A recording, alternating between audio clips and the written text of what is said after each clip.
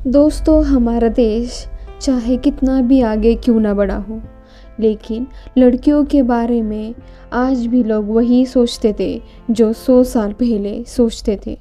आज भी मैं अपनी वही पुरानी यादें ताज़ा करती हूँ तो मेरे रोंगटे खड़े हो जाते हैं।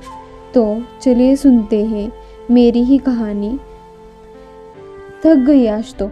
बच्चों का स्कूल और इनको ऑफिस भेजने के बाद मेरी ड्यूटी थोड़ी कम हो जाती है।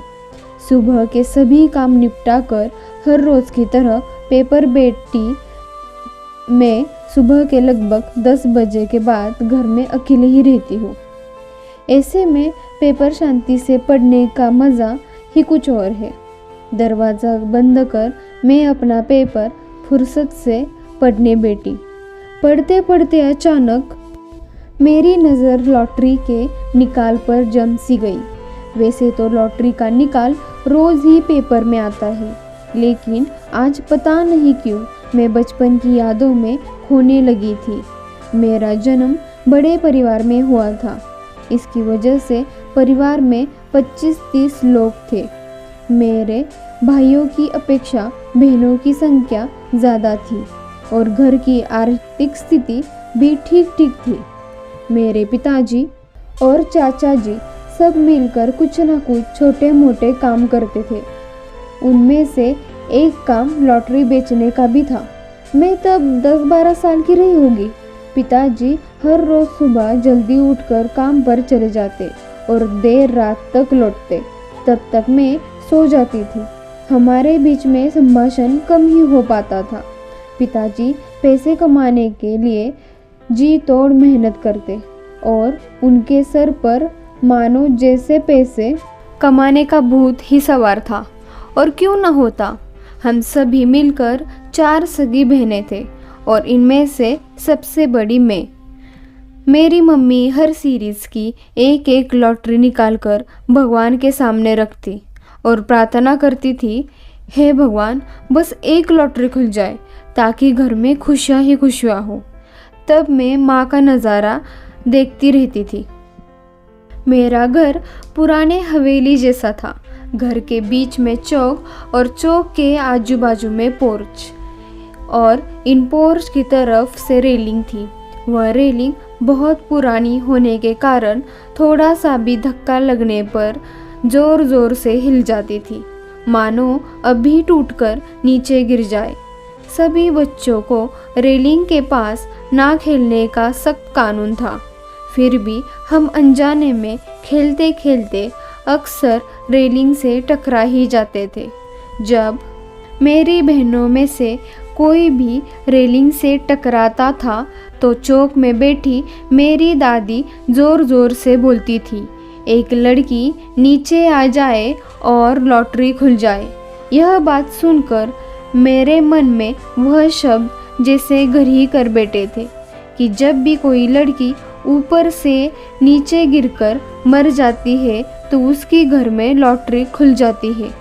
अब मेरे छोटे से बाल मन को क्या पता था कि यदि कोई लड़की ऊपर से नीचे गिरकर मर भी जाती है तो कोई लॉटरी नहीं खुलेगी।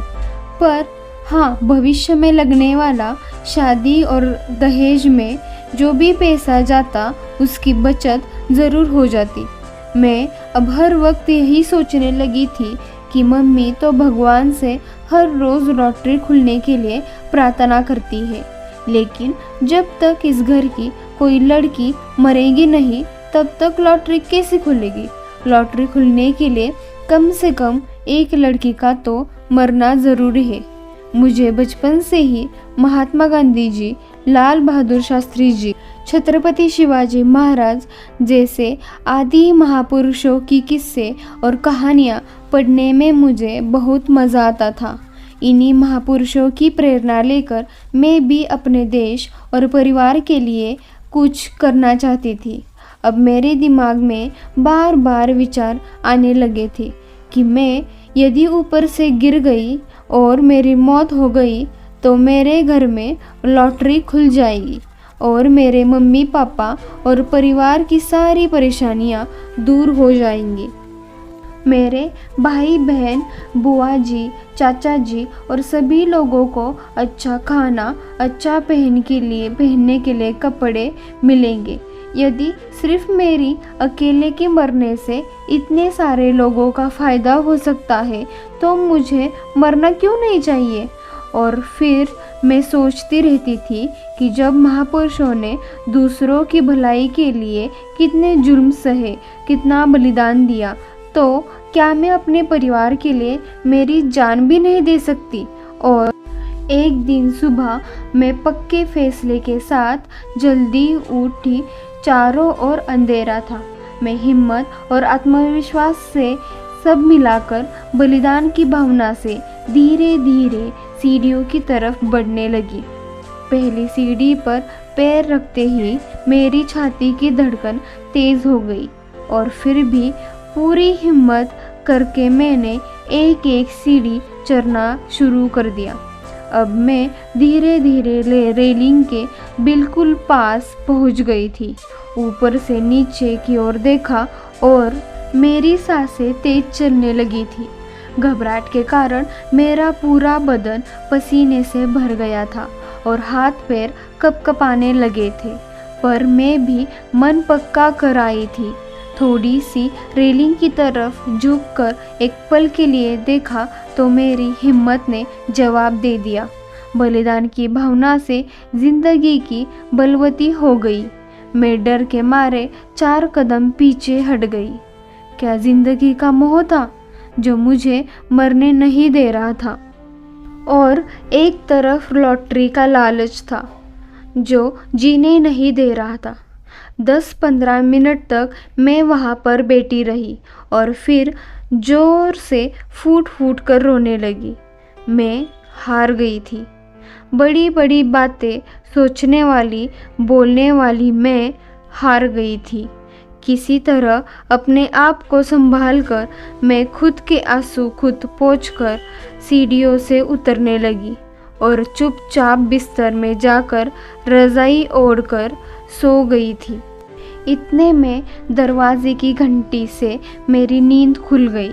दरवाज़ा खोलने के लिए जाते जाते मैं सोचने लगी कि लोग कहते हैं कि कायर लोग ही आत्महत्या करते हैं, लेकिन क्या खुद की हत्या करने के लिए साहस नहीं लगता। उस दिन मैंने सचमुच ऊपर से गिरकर मर जाती तो क्या सच में लॉटरी खुल जाती? पर इस सवाल का जवाब मुझे 10 साल के बाद मिला। बस इतनी सी थी ये कहानी। अगर आपको मेरी कहानी अच्छी लगती है तो चैनल को सब्सक्राइब, शेयर और लाइक ज़रूर कीजिए।